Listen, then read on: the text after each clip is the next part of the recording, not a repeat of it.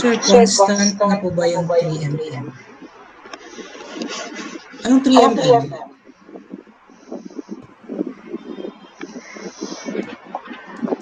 Ay, wait lang. Bakit 3mm? Di 2mm. Sorry. This is, wait lang. Check natin sa quota. 2mm lang pala ito.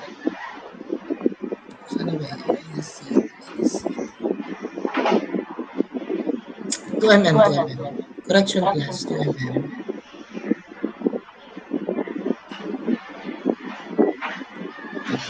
Pero before kayo mag-add ng 2mm, make sure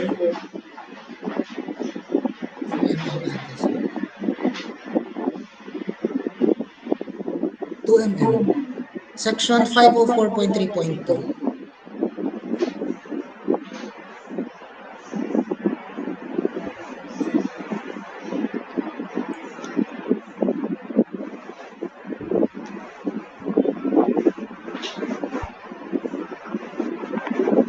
Although, may mga reference books na gumagamit ng 3mm. Meron din gumagamit na agad ng effective. Effective na ginagamit. Pero according